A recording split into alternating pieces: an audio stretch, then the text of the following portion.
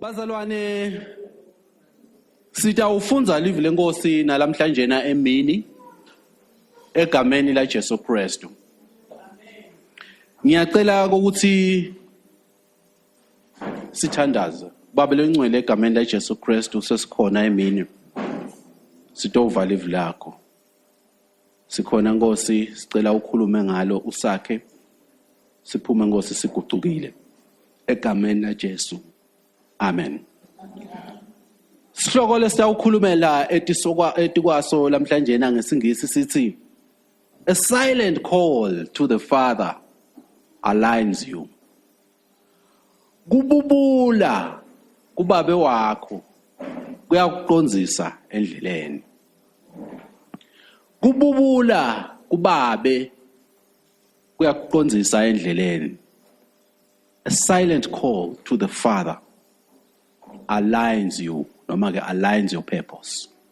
Ncwadzini ya Exodus chapter 2 sawufunza khona verse 23 kuya ku verse 25.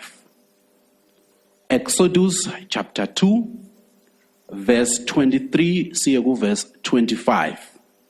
Ndawucela lo tawufunza afunze ngalo lomunye umbhobho njengoba sirecorda lapha.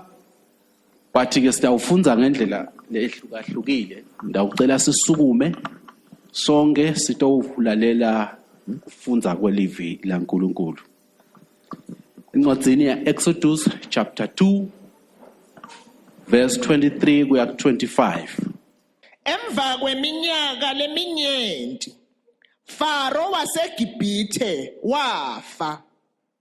Ema-Israyeli abubula ngalokugciladwa kwawo.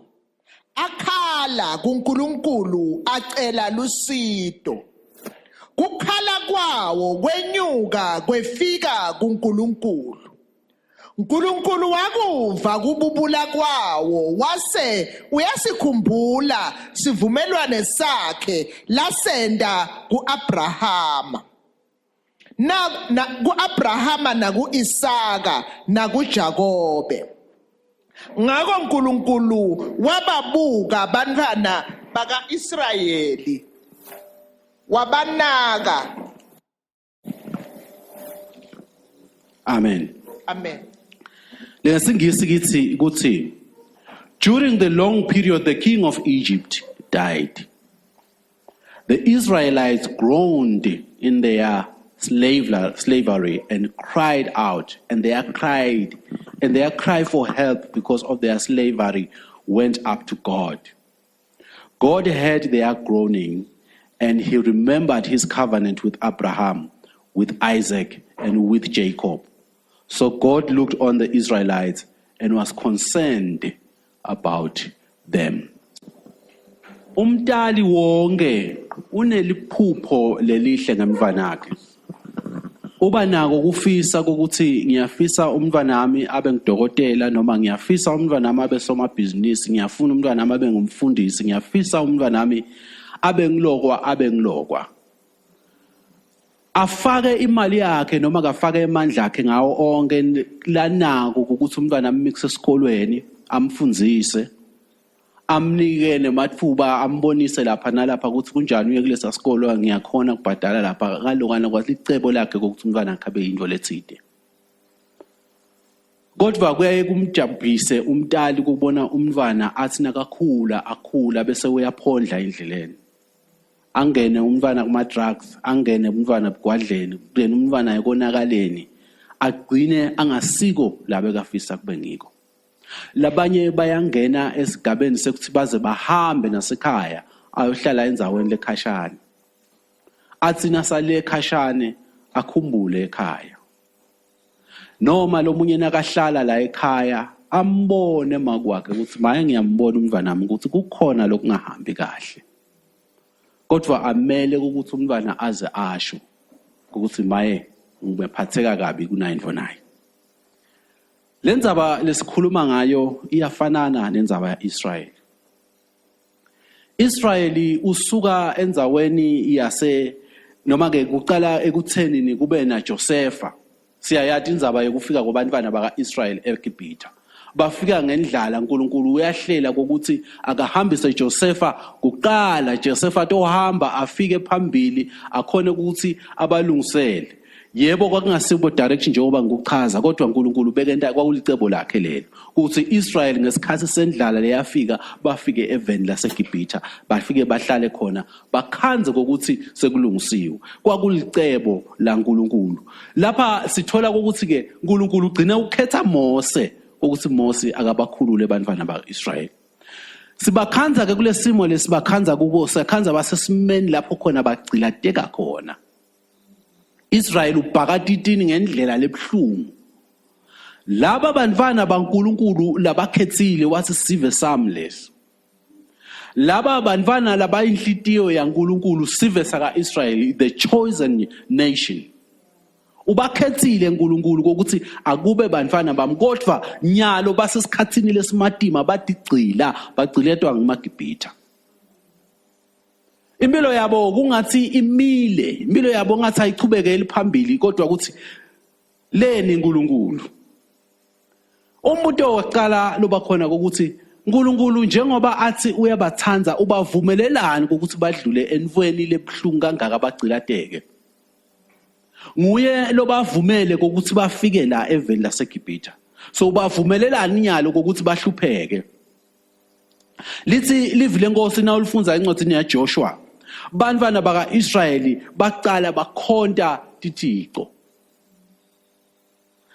bangena ebugwadleni netithixo uyabuta ke lomunye ukuthi yini kugwadla netithixo noma ngeyini kugwadla uNkulunkulu kubita kanjani ukuthi kugwadla ngoba esikhathini lesiningi iBhayibheli liyakhuluma ngekugwadla yebo lingakhuluma ngekugwadla lokusexual kodwa lapha likhuluma ngekugwadla kokwataka moya njengoba libandla lingumakoti waKristu akukagadzeki ukuthi liba nalabanye boNkulunkulu kanti phela enhlitiyweni yabo kufuna kube naNkulunkulu kuphela lobugwadla lakhuluma ngabo ubugwadla ukuthi Israeli waba nalabanye boNkulunkulu ngaphandle kwaNkulunkulu waba nekuthanza nekukhonta labanye boNkulunkulu umuntu uthi babakhethelani labanye boNkulunkulu ngoba phela uNkulunkulu uyasho ukuthi akakwemukeli lo futhi uthi Ezekiel bala uthi lahla letithixo tabo laba batkhonda incwadi yaEzekiel chapter 20 verse 6 bala they refused to get rid of the idols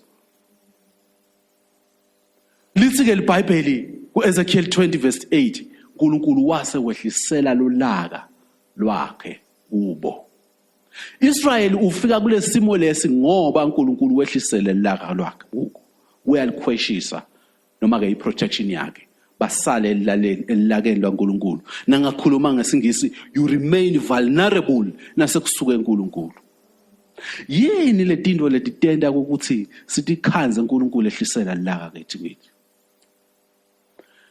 Israel lokwamenta ukuthi lokunye atikhanze naye asanabo tithixo letinye kulufuna kwemukeleka seeking acceptance kufuna ukuthi umukeleke emangweni walabantu lophila nabo indlela lesiphila ngayo lana senta kanje kuze kunesisho noma ke siga lesithi if you cannot fight them you should join them kusho ukuthi na ungakhoni kubahlula ngenela kubo kusho ukuthi na ufika esimeni lesimatima ukhanza kunathwa ufike nawe wente njani ubathe uyaphila kuleyo ndzawo unganathi hayi uyabona sikulukhuni ngena njani nawe wente njani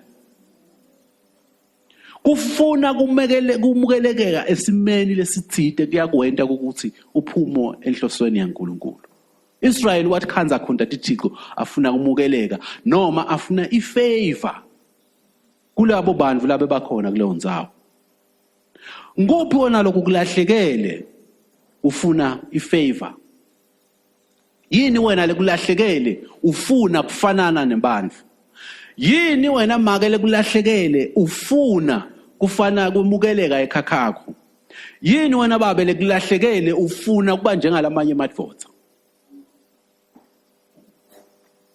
awukathi khanzi yini uphambana naNkulunkulu lokunye lokusendako ukuthi sithi khanze senta into letiphambene naNkulunkulu kuphila impilo lentofontofo Israeli bekaphila impilo lenhle ngoba phela ufuka ukhanza Josepha uyabaniketa bakhona kuthola kudla nako konke bamukeleka bakha benda konke impilo yaba mnanzi kuyendeka empilweni ubone tindvo tonke tihamba mtoti konke kuhlangana bese uyaphuma enhlosweni yaNkulunkulu lokuphila kamnanzi lokuba nako konke lokungesweli ukhandle ukukhweshisa uNkulunkulu akukhweshisi wena into takho uNkulunkulu uthi khanze letindvo uNkulunkulu letinye la kuphetona so utenta tithixo ukhanza uNkulunkulu ngoba sithixo angisichaze sithixo yindvo letawuthatha indzawo yaNkulunkulu enhlitweni yakho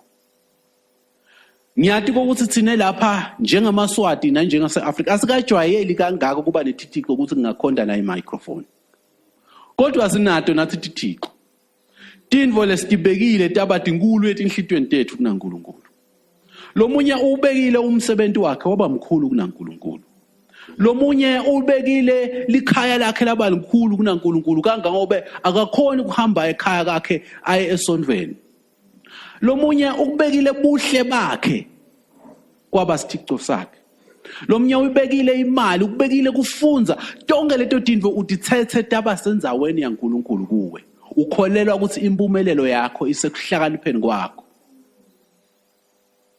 kuphila impilo lemtoti yakukhweshisa uNkulunkulu lesikutholako futhi lapha ukuthi lithi iBhayibheli kungalaleli kwaIsrayeli kwababhlungu kwasekwenta ukuthi bakaIsrayeli babaqinzetele bathi khanza liphupho uNkulunkulu noma ke sithembiso uNkulunkulu lasenda naAbrahama singasekho kubo sidileyeka lithi iBhayibheli wase uyakhumbula uNkulunkulu verse 24 God heard their groaning and remembered his covenant uNkulunkulu wabeva ukukhala kwakho ngicela unake lokukhala kwabo ukuthi ukukhala lokunjani abahewuli uyabona nakusuka you are groaning kusho ukuthi uyakhala ngekububula kubuhlungu bebakhala phambi kwaNkulunkulu dinenge izathu lebangente ukuthi bakhala kanje walingende yabo ubuhlungu kakhulu lesimo lasikubo number 2 kungenteka kungadlali lokwabantu kwaseGibhithe uzuthi awubanga umsindo nje usiyathandaza yeyi wena simo bebacinzelelekile so indlela lebebangakhala ngayo uNkulunkulu kwakububula nawo kumbe usesimeni sempilo lapho khona uvaka ukuthi uyathi ukuthi ube sesimeni uhluleke ngisho ukuthandaza gcine so ububula nasenhlitweni yakho bafika kuleso simo leso sekububula lithi iBhayibheli uNkulunkulu wakubona akagcinanga ngekubuva nje kukhala kwabo njengoba lisho la ku verse 26 ukuthi uNkulunkulu wakuva ukukhala kwabo but wase uyakubona kuhlupheka kwabo but ngingakedluli ngifuna kufika kuloko ukuthi kunetindvo letikulahlekelago ngekukhwesha kuNkulunkulu Israyeli sithembiso lasenda uNkulunkulu naAbrahama sadileleka sabambeleleka ngesizathu sokuthi Israyeli wakhonta labanye boNkulunkulu uNkulunkulu unemaplane lamahle njengempilo yakho njengoba asho John 10 verse 10 unelihlelo uNkulunkulu ngempilo yakho ukuthi wena ufuna ukuthi ube yini ukubekele tindvo letikhona la endleleni yakho kodwa wena na ukhwesha kuNkulunkulu ungamlaleli uNkulunkulu leto tindvo leto tiyawufika emva kwesikhathi letinye ugcina ungakatholi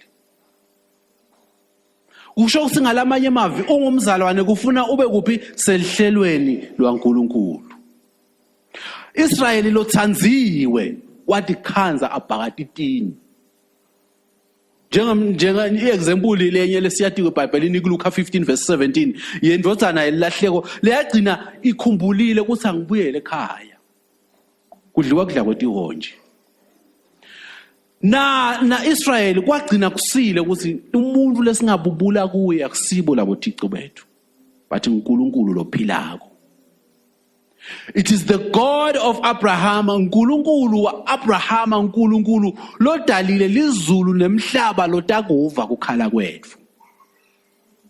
nguNkulunkulu lo dalile izulu nemhlaba lokubonako nalokuvako ukukhala kwakho uyasibona lesimo lesimatima empilweni yakho. Kungaba yinvo lekudlako uyayibona uNkulunkulu. Kodwa liphutha la litawuba khona kokuthi wena uthi khanze ufuna kumukeleka noma tindlela letingasito taNkulunkulu kokuthi ngitona letidakusita nangabe uthi khanza lapho uyalibambelela licebo laNkulunkulu.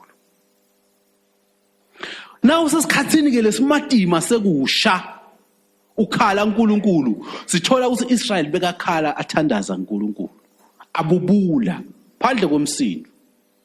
Number 2 siyathola ukuthi lapha ku chapter 4 kuye Exodus verse 31 sithola ukuthi uNkulunkulu emva kokuba athume Moses ahamba naAaron bayafika batshela elders ama-Israel ukuthi uNkulunkulu usithumile lesi iBhayibheli. They bowed down and worshipped labantu labadzala. Ayikasotheki lenkinga le. But nje sebavile ukuthi uNkulunkulu kukhona la kwentako.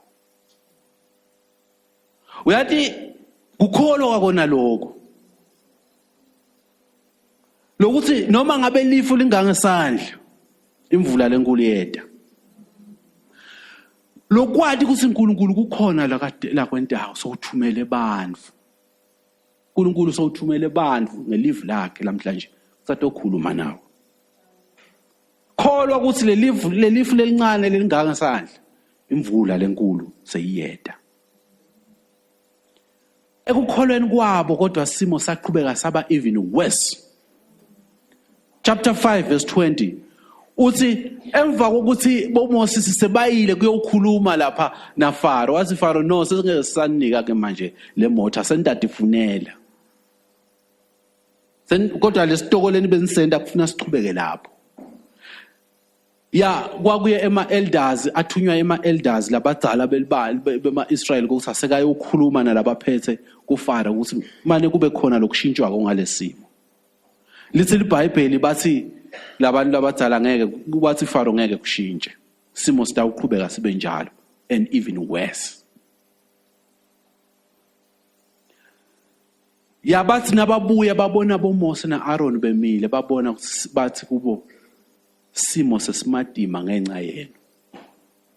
Kodwa lokuhle kwathi ukuthi uNkulunkulu ukhona nalapho solo uyabona futhi uyakuva ukukhala kwakhe. Kwase uyaliveta lithando lwakhe. Ngicela unaka ukuthi lokunye uNkulunkulu lisincwadi yaEzekiel chapter 20 verse 9 lekhuluma kakhulu chapter 20 khuluma kakhulu ngaIsrael. Uthi uNkulunkulu wabona ukuthi utamkhipha akamkhiphe Israel eveni laseGibhithe. Lalela lokuthi akabakhiphanga ngoba sebalungile. Kodwa wakubakhipha ngenxa yeligama lakhe. Uthi but for the sake of my name. Ngesiswathi sinkodwa ngenxa yelibito lami. Ngenta lokho kwabakhipha eziveni laseGibhithe. They were removed from Egypt ngenxa yekuthandwa uNkulunkulu ngenxa yeligama lakhe. Abona bathi uNkulunkulu ngenda info ngenxa yeligama yami ngenda info ngoba ngivikela igama lami. Ngifuna igama lami liqhubeke libe uNkulunkulu. Nawu sesimeni lesimatima ukhala kuNkulunkulu. uNkulunkulu uyakukhipha kuleso simo leso.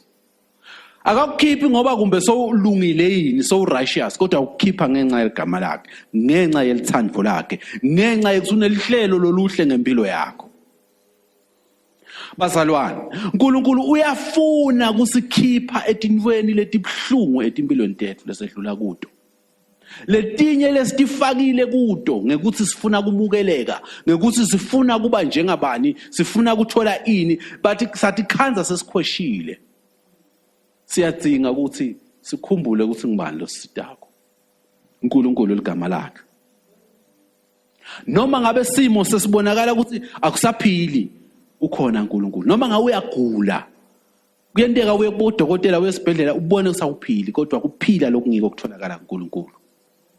Siyadinga ukuthi sisite kuNkulunkulu noma simo sinjani.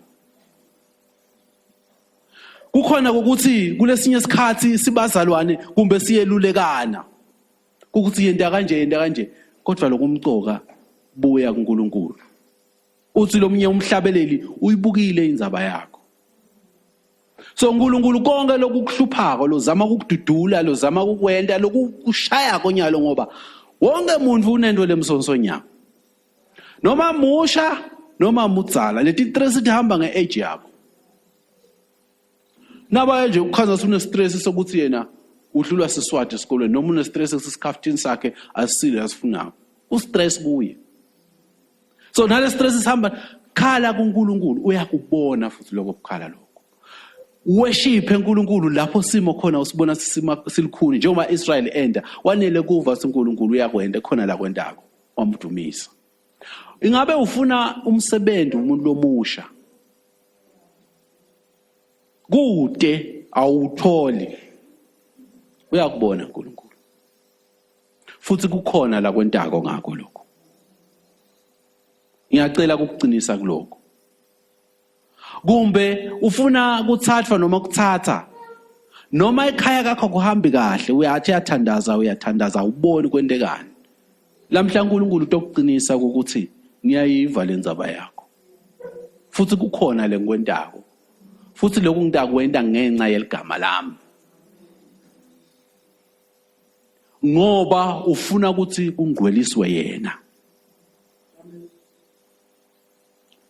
Asisuhamba ke bazalwane sisina sisetinkingeni bese siyahamba sijakela etintweni letingasiko taNkulunkulu.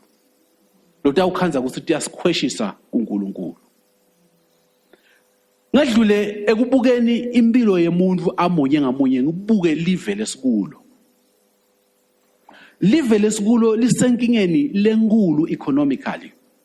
Esikhatsini lesedlulile 2 or 3 weeks ago ngikhulume ngokuthi sitawukwenda njani nangabe simo setemnotho senda nje. Hloko sakhona sasithi when the future is black. Siphila njani sinesibazalwane.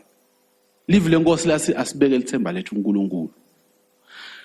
Njengoba live litamatiseka kanjena laseSwatini kutemnotho noma ke kute politiki. Bazalwane bangena kuphi? Kungendeka kuba uyadibuta nawo ukuthi kodwa nakutaba njena kutawugcina kunjani. Nangabe lesimo siya ngekutiya kulokuba sibi sitawugcina sende njani. Sitawuthini nasitawuhamba simo sigcine vele umnotho uhliphikile. uNkulunkulu uyasithuma njengabazalwane. Asibubuleni kuye. Asithandazeni kuNkulunkulu. Nawo nje umsebenzi womzalwane. Inkinga yethu asithanzi indzaba yekuyifaka ipolitiki ekukholweni. Futhi sikubona ngathi nje yinvo lesiwisako. Kodwa lokho ngijabulisako ukuthi uNkulunkulu wethu uyayingenela ipolitiki. uNkulunkulu phela uyatsisebenza indzaba tekubusa kwelive. Tembusave hayi tembangako tembusave. Asim involve uNkulunkulu uyakuva kukhala kwemaswati. Futhi akagcini ngekukuva ngoba bathandaza abantu siyathandaza nathi. Uyakuva futhi uyakubona. Sifundzile kuleli viki leli angiyathi social media kusineliciniso kanganani.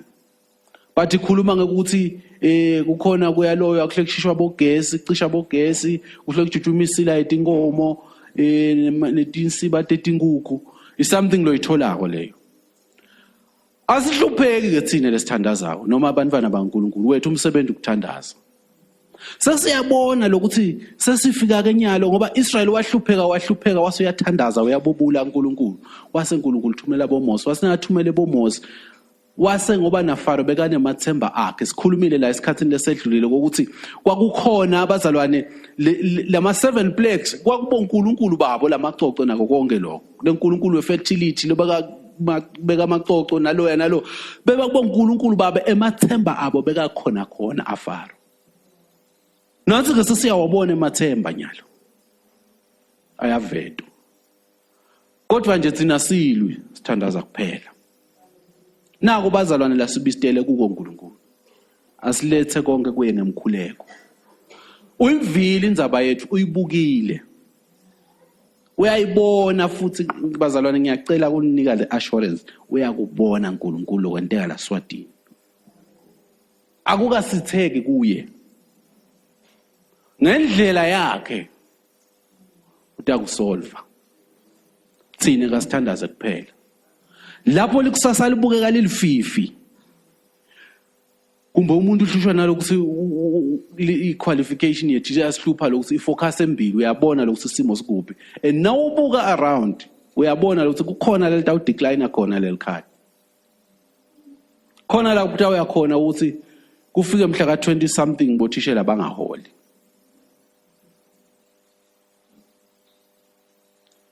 kufuneka sithandaze ngiyathi bangakuphika lokhu but thina lababuka nje siyabuka silapha gashani sakusashayi kahle lapha anginayo inside information but asithandazeni uNkulunkulu utasisida both ku personal level yakho ngaba nenkinga lo sokubona ngathi uNkulunkulu akayingeni tayingeni. Number 2, live leSmaswati kaselithandazele sithandazele bazalwane ipolitiki. The church must pray. Singa ignore. Ngoba nalo liphutha lengilibona ukuthi sibazalwane. Asithathi ukuthi hey asesithandazele na inkinga yelive. Kube nje iprayer item yangelesithathu noma ngalo umthandazo welibandla. Siphe ukuthandaza nje sithandaze imbazalwane ukushiswa ikolwa, kushiswa konke lo ngiyakhumbula nasemhlosheni. But when does the church take a stand to pray for the situation? Kububula kuNkulunkulu ngalesimo. Direct singagege liguma. Sisho singosicela usiside. Sinenkinga eveni. Siyabona kuyaliwa. Sicela yakho yenzani. Ubukile uNkulunkulu konke lokho. Sesivala namhlanje bazalwane. Ngiyanikhuthaza. uNkulunkulu inzaba yethu. Uyibukile silive. uNkulunkulu inzaba yakho uyi-individual uyibukile. Amen.